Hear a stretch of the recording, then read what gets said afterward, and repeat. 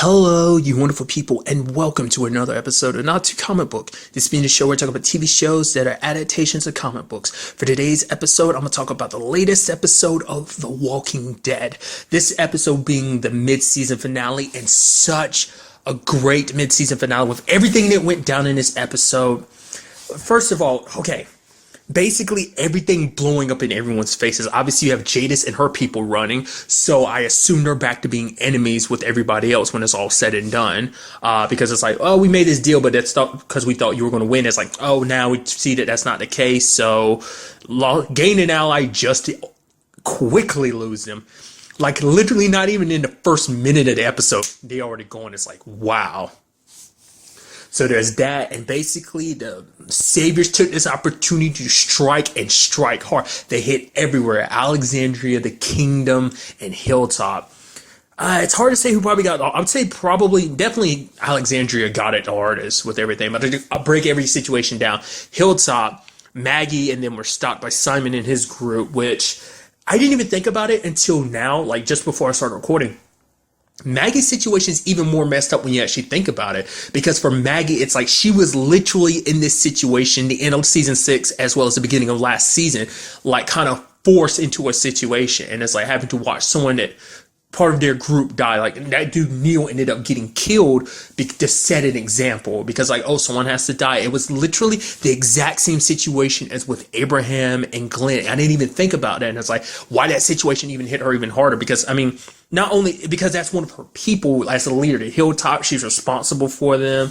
I mean, she got him back by killing that one member of the Saviors back at the Hilltop. But it's just a terrible situation all around, because it's basically like you either like become our producer and like make all this stuff, do everything for us, get supplies, whatever you produce for us, or basically Simon was talking about basically doing to the Hilltop what they did to the Sanctuary. And it's just like, dude, because I'm curious to see what Maggie does. Like, I mean, obviously Maggie's making it seem like they're compromising. It's like, okay, we'll do what you say, but it's like, nope, they're just fortifying their defenses so that they can fight back. Even if the Hilltop has to be the last line of defense, even if they're the last one standing, they're going to keep fighting. And at this point, there's definitely not going to be any diplomacy like Jesus wanted it to be. It's in a sense of like, oh, we could, like if they surrender, they surrender. But now it's like the Saviors are on full offense. And what does this also mean for like the workers and stuff like that? We still don't know 100% of where they stand. We know where the fighters and the lieutenants and everyone stands behind Negan, but I'd assume the same thing applies to the people as well. So, but you saw like Maggie breaking down, because I mean, that's a lot, it's just like, I think that whole situation just kind of broke her, because it was just kind of, like I said, it probably reminded her of the whole situation with Glenn, because they had their hopes and everything. It's like, yeah, we're on a winning side, and just to have it all crushed and taken away from them in an instant. And on top of that, it kind of sucks for Eugene, because at this point, everyone knows that he was involved. Everyone knows it was his fault that things kind of played out the way they did. Alexandria knows, Hilltops knows, because even like Gabriel was trying to talk to him later, or like, oh, they'll forgive you. It's like they won't at this point in time, especially like, obviously I'll get to it, but everything that went down this episode, no way in hell. Like Rick will probably be quick to put a bullet in Eugene. Same thing for Maggie, especially because it's like we were a group, and after everything that happened in Glenn and Abraham, you sided with them, you're fighting with them, because it's just, like I said, it's a situation, a sad circumstances that led things, like Eugene kind of finally went over the edge when he saw all those walkers coming in and killing all those people. But then again, it's like, was it really that, or was it self-preservation? He makes it seem like it was purely self-preservation, but still. Nevertheless, kind of break everything else down. The kingdom is pretty much taken over. Ezekiel makes the sacrifice because he's telling Carol to look after everybody, which is like, I was so hoping he would take that stand. Like, they're not going to kill him, because the point is to capture Maggie, Rick, and Ezekiel, because it's to make an example of them all. So it's going to capture them and kill them publicly. Now, currently, they only have Ezekiel. I'm surprised they didn't make some deal where Simon was like, oh, I'm going to take you too. But maybe that's kind of like a later point of like, okay, get everything situated, you produce, and now we come for Maggie. But because what Carol said finally kind of snapped into him, and he was kind of the king for his people. And that was kind of nice. Like, I thought things were going to end up different. I did not expect the people inside the kingdom to get away.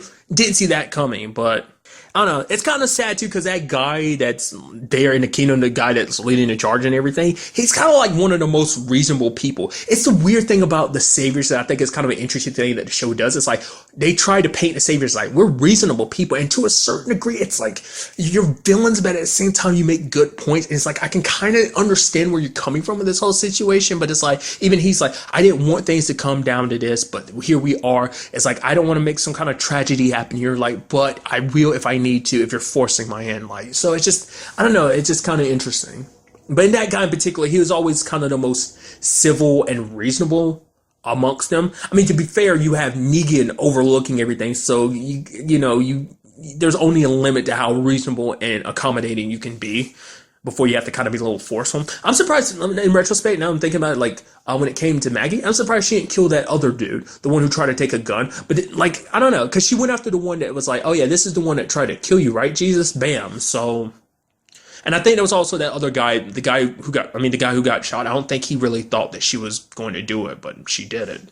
And now that also changes the other saviors' mind, because the other saviors probably would have backed Maggie with anything that she did, because she was the one that ultimately made the decision to look after them and take care of them and not kill them. So, but now this is probably flare that up a little bit more of like, no, we need to, especially because she left the message just like, yo, I still got like 38 of your people. So, I'm ready to go anytime you want to. Want to take some of my people? I still have some of your people to put down. So, because I think on another level too, like I'm surprised she didn't just outright kill Gregory more so than anything. I'm sure that's still probably floating in the back of her mind, because it's like he helped to increase the problem, because if he hadn't warned the saviors ahead of time, then things might have gone a little smoothly. And that's kind of a big part of this episode too, because when it comes to Daryl and Tara, because they're like, oh, our plan worked, it worked, and then it's like, oh no, it didn't. Ultimately, and it's something Rosita says is like, honestly, you had to do what you had to do. I didn't agree with it, but hey, you need to do what you need to do just so you could figure shit out or whatever. But it's like, who knows how things could have played out. It's ultimately like there's a lot of what ifs. It's like,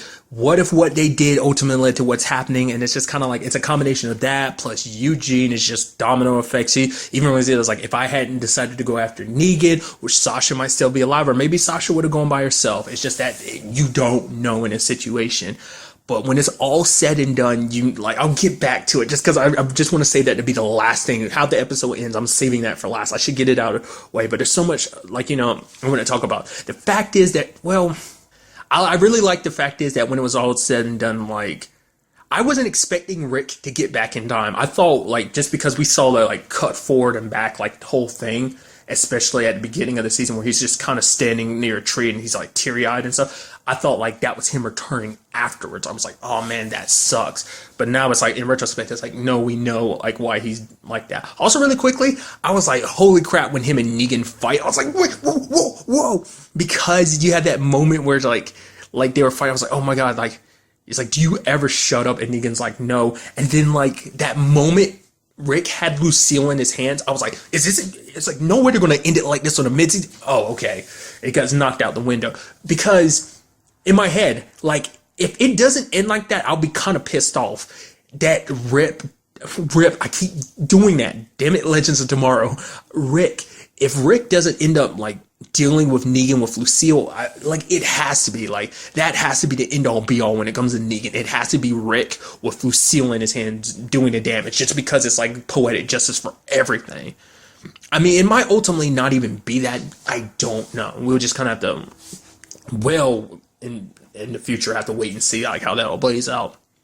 But Alexandria's burnt to basically been blown up. But obviously, I'm skipping around. I might as well finally get to it. The biggest thing in this episode is the Carl situation. The situation I did not see coming. Carl having been bit. The moment I saw it, I was looking at him, I was like, wow, he looks a little messed up. I was like, what happened? Did he get hurt, or is he shot and bleeding or something? And then he looks up, I was like, he's bit. And you see like Michonne and Rick just drop. It's like their world came crashing down.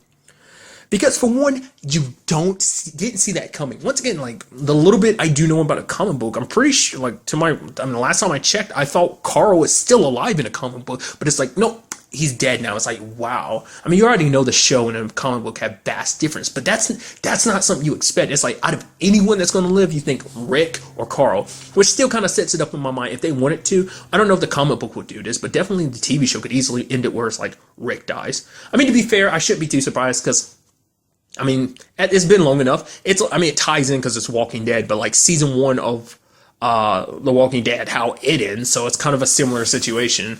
The Telltale Walking Dead game, I meant specifically, so. But now in retrospect, it's like everything makes sense. The notes that he's writing, the fact is that he was so willing to let Negan kill him. And I even like that Negan got pissed. He's like, was that the whole plan, Carl? I thought we were having a moment, you little asshole.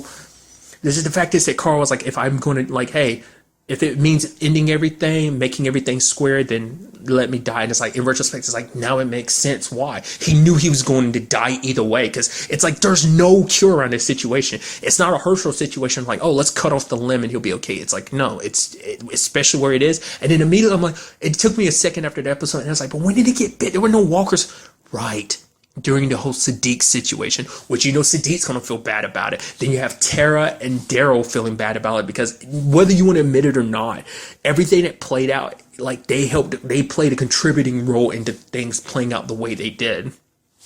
And now on top of this is what I was bringing up earlier, the whole Eugene thing is like, oh, they know that Eugene helped the Saviors get out of their respective situations, so it's like he's definitely going to be coming after Eugene. He's super pissed about it. I mean, more person, like, because I think this changes everything, because it's like, okay, we'll let some of them live, but it's like, no, this is his boy. This is his son, his only son in the world, and his son's going to die. And it's like, nope. At this point in time, like, it's probably all off for Rick. It's like, take everyone down. I just get that feeling that that's the direction it's going to head in. But I think even if that situation wasn't the way it is, I think Carl would still have made that choice. But he was even more sure of that choice because he knew what was going to happen. And it's just like, it sucks. I wonder, will Rick take it out on Sadiq? He'll probably be like, oh, I got it somewhere else. Like, I don't know if, like, I mean, Rick might put 2 and 2 together, and Sadiq might even, like, confess about it, but that sucks. I don't know whether I'm curious to see when we get back in February, will it be like, nah, we're straight to, yep, and all that time skip, Carl's dead, buried, or is it just kind of like we get some final time with Carl and then send him off? I'm curious to see what they do with that, but it's just like, that sucks. I think this will also be the tipping point for Rick. Like, after this, like, Rick kind of fell apart after Lori. It's like, he's definitely going to fall apart after this, because it's like, it just sucks. And I should have known something like this was going to happen, especially because they set it up at the beginning where he was like, you got to find a way to move forward. Like, he was like, the fact is, having hope in everything, it's fine, but you have to find a way beyond that. It's like, it's like, even if it means breaking bread, essentially, and that's not what he said exactly, I'm paraphrasing, but breaking bread with Negan, if it means kind of ending this whole situation. Like, because you have to think about what's beyond. You can't just have hope. You can't, like, for example, with Siddiq, it's like, oh, you hope he's okay. Like, no.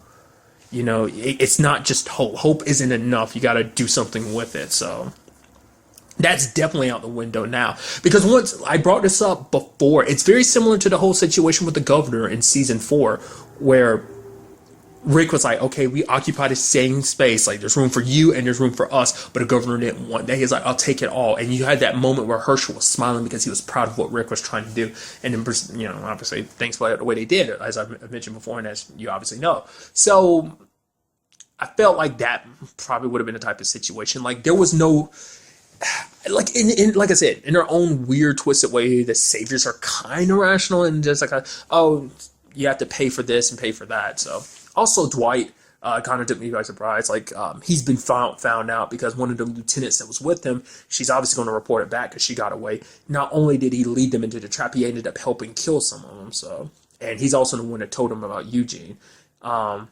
Obviously, Daryl and Tara end up letting him live, which I'm surprised about. But I guess maybe it's also because in the situation that they're in right now, where it's like, we can't do anything. Like, it's, like what whether what we did this or not, we don't know. So maybe that's one extra reason why they let Dwight live, especially because he has been helpful with them and everything.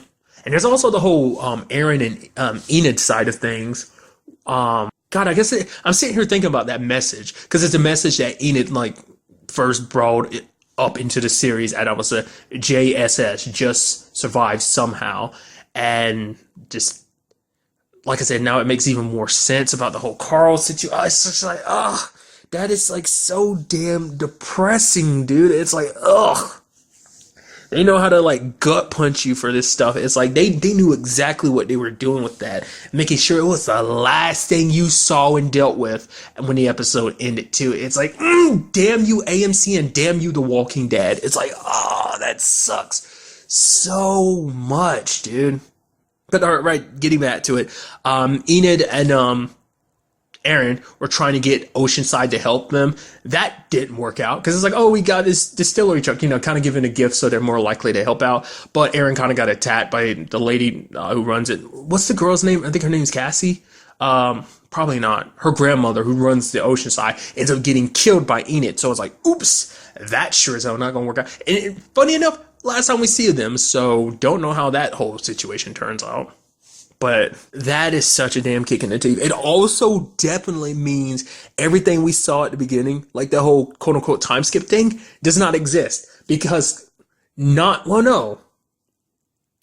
I mean, ultimately, I forgot. No, because I was thinking like, no, not unless they end this whole situation long enough for Carl to be around. No, like with everything, that was supposed to be like a flash forward and everything. So it's like, no, that was definitely a dream of like what Rick envisioned was going to happen. And I don't know whether they always meant it to be like that, or was it supposed to be misleading as to make you think like, oh yeah, it's a flash forward. Like, oh, there's a calm, peaceful time. But it's like, no, that was all a dream. The only flash forward we got was the one I brought up earlier where you see Rick crying. It's like, I should have figured it would have meant somebody important to him was going to die. Or I thought I was like, okay, maybe he's just crying over this respective situation. It's like, no, it's this particular thing, like about Carl having to most definitely bury his son. Like, and the thing is too, with the way the situation is, like someone's gonna have to be the one to put Carl down too, like so he doesn't, like either before he turns into a walker or after, which I don't think it's going to be an after situation. It's like a nah. And also insult to injury, someone's gonna have to stab his brain. Like, even if they let him die naturally, they'd have to stab his brain to make sure he doesn't come back as one. Just can't. So it's like, that's rough. It's interesting too, in particular because Negan brought it up this episode. Like, the fact is that Carl had to be the one to put his mom down, and it's just like, when you look at it, it's like there was so much foreshadowing to this, and it's just like, wow.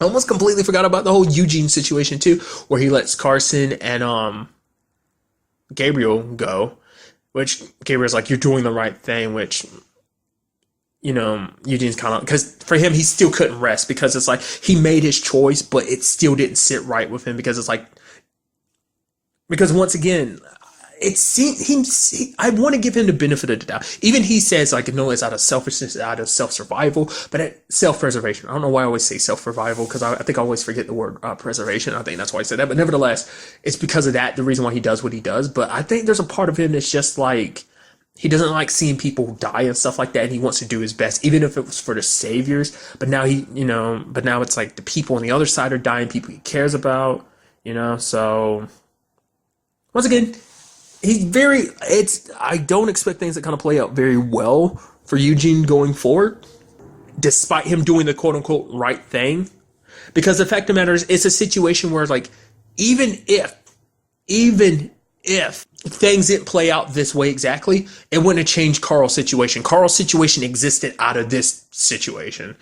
I guess arguably you could be like, Rick kind of is to blame because he didn't help out Sadiq. If he had helped out Sadiq and not just chased him off, maybe Carl wouldn't have went looking for him, and there's that whole situation. And he even had that line from Carl, it's like, yo, you're my responsibility. And it's just like, dude, all I can say, it's a crazy and rough episode. And like I said, the show will be returning in February, and I'm so interested to see where things go from here. Like, everyone is pretty much beaten down. Obviously, like, the saviors have Ezekiel, the kingdom is kind of scattered. I also forgot, like, Morgan's right outside the, like, kingdom, too, like, during that whole situation. So, kind of goes along with Morgan wanting just to wipe them all out, because it's like, well, we're pretty much going to be at that point now, I think. Like I said, I don't see Rick being very compassionate going forward, like, oh, I'm gonna give your lieutenants and your people. It's like, no, my son's dead. I'm going after you. Like I said, I'm very curious to see whether or not Carl is dead the moment we come back, or will we get a little more time with it. Maybe it'll cut to him already being dead, but then eventually later on kind of cut back to like his final time or something, you know?